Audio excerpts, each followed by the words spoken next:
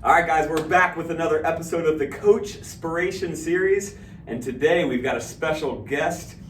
He happens to be our tallest PFP team member, arguably the best basketball player. We don't know for sure yet. We haven't actually tested that, but this is Coach Kyle Daggett, and again, the purpose of these episodes is to really inspire coaches like yourself who may be feeling tired, who may be feeling burnt out, who may have kind of lost their why along the way, inspire you, but also be able to give you guys some practical tips from coaches in PFP who I believe are the most love-powered, inspirational, results-driven coaches who just do an exceptional job of connecting and inspiring their athletes and their warriors, the adults that work out with us, to get results. So the first question that I have is kind of like your origin story about how you ended up getting into this industry of coaching, and really fitness is what you're doing now. But take me through just like kind of the background for you of what got you this place, because you're a professional basketball player, played at the college level. How did you come to coaching? So first off, I walked onto my college basketball team. I knew I was going to be in like a major disadvantage, just like athletically, skill-wise. Like I knew I was going to ride the bench the first year. So I found a great strength and conditioning coach in Chris Campbell at Explosive Performance, and he kind of transformed me. Shout out Chris Campbell, yeah, my boy. Chris. Yeah. So he kind of transformed me, and he got me super interested into it. Yeah. And I just saw like the growth personally, like physically, like confidence, everything like that. So that got me into it. Was that your freshman year of college that you found Chris, or was it before college? I think the summer going into my freshman year. Okay. And then also the summer between freshman and sophomore year. Okay. That's when we really made a lot of leaps. And had you ever had like a personal trainer before that? Somebody that worked with you? No? Okay. So it was in a small group setting. Yeah. Like we do here. And then the only other trainer I had actually was for the high school. Like we did football conditioning, stuff like that. Okay. So yeah, that was the first time I ever had real experience like with a real like certified coach. Okay. So that really got me into it.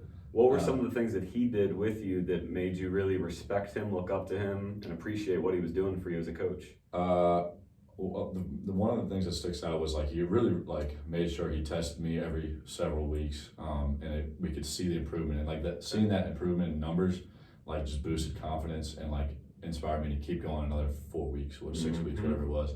And then also he had like nutrition plans for me, stuff like that, like extra stuff that I wasn't even like signed up for really.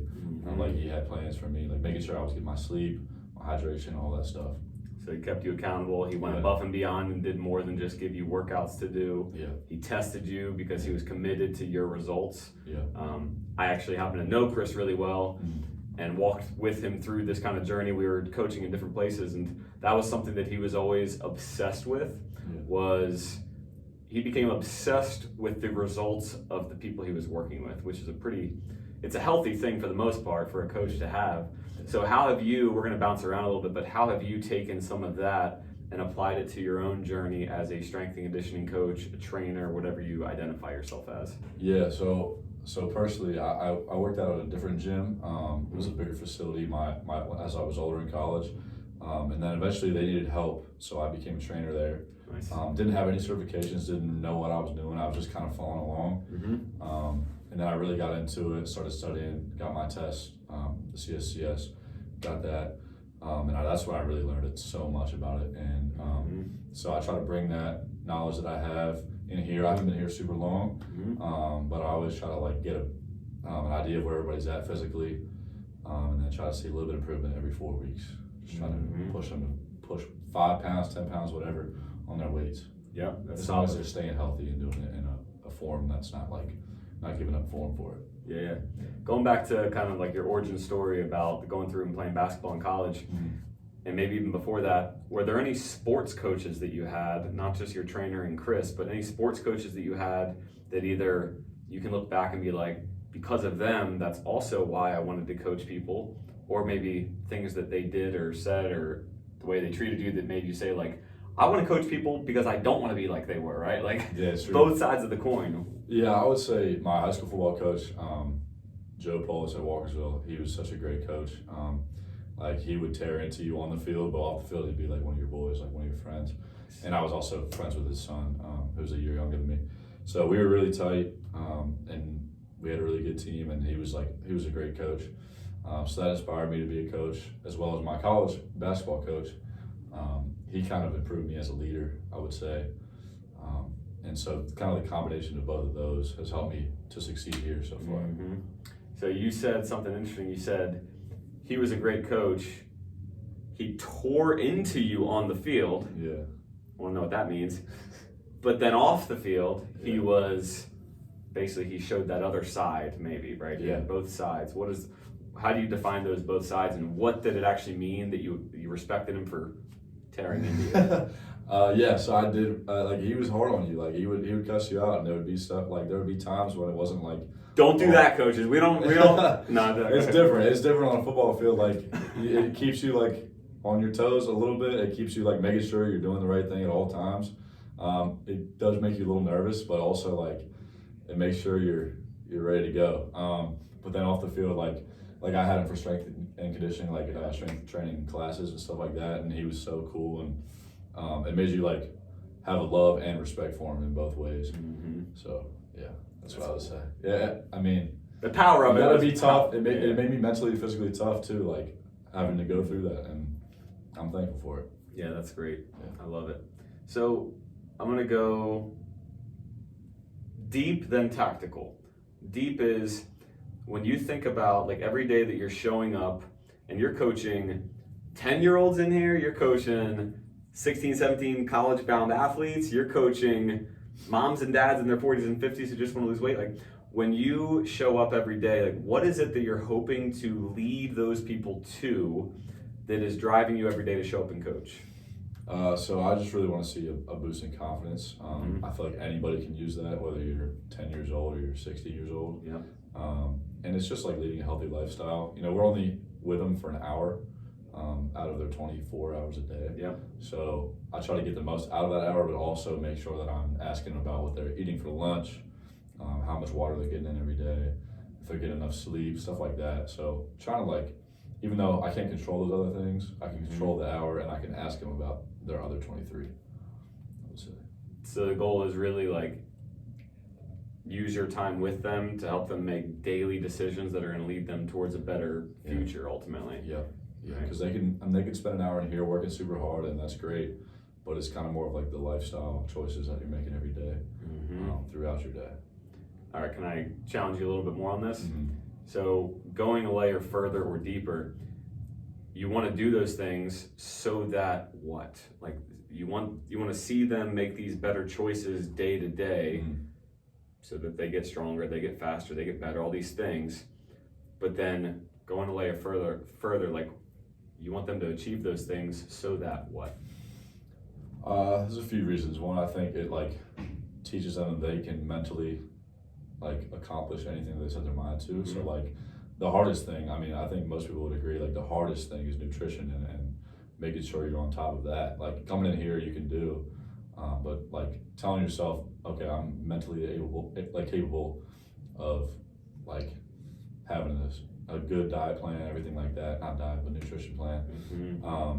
So telling yourself that. Also, like when we have them on the InBody and we have stuff like that, like we could push them hard for an hour 2 to 3 times a week, but there's so many other hours where they're at home doing stuff like eating food and whatever. And I mean, obviously you have to eat, but like making those right decisions so that way you can see some progress on the InBody or just in your weights in general, stuff like that. So I would say I want them to be well-rounded and, you know, see those results.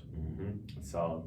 So I think you already shared a lot of things in your stories, but any other like practical tips or things that you do day to day, whether it's in the session or outside of the session, that are giving you that opportunity to pour into people and help them get their results that they want? Just tips that you could give a coach on things that they could do in addition to what they already do, just to help people get better results and whatnot, and connect better with them. That's a good question. So I mean, I would say within the session, I'm always asking them, like with kids, I'm always asking funny or weird questions, make them think a little bit, like make them laugh. And I'll ask the adults about how work was.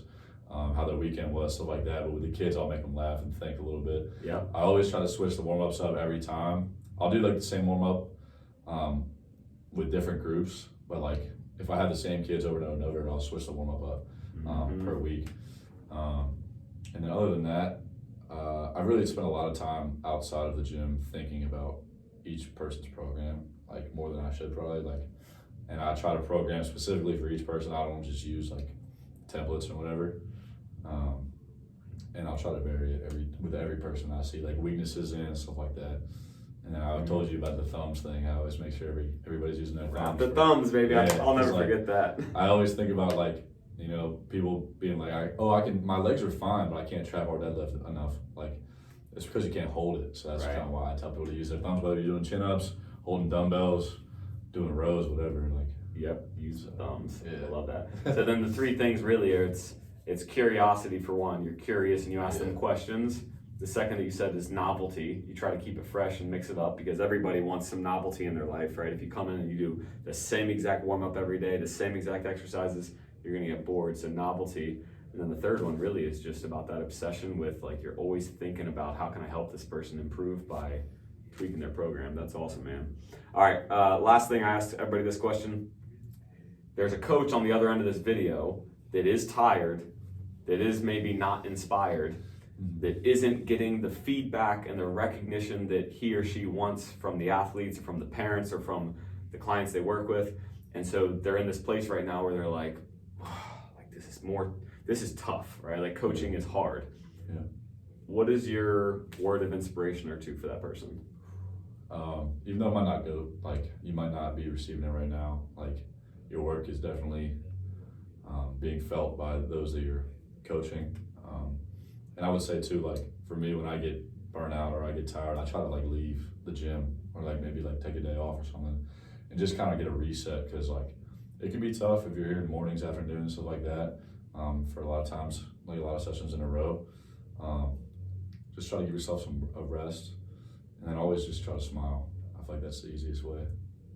Just change your facial expressions. Just smile and be loud. Simple tip. Well, for me, it's be loud, but I don't know. Some people are quieter. That's fine, but you can hear his voice. It's like when he yells too. It's like, yeah. So I try to just smile and be loud. Good stuff, man. Well, I appreciate you and all that you do, not just here at PFP, but for the industry, because I really do believe you're going to make a big difference, not just in PFP, but in the greater industry of impacting athletes and people all over. So appreciate you, brother. Appreciate you for being the best basketball player on the team, maybe. All right, guys, we'll see you on the next episode of the CoachSpiration series. Go out, keep changing lives. Peace.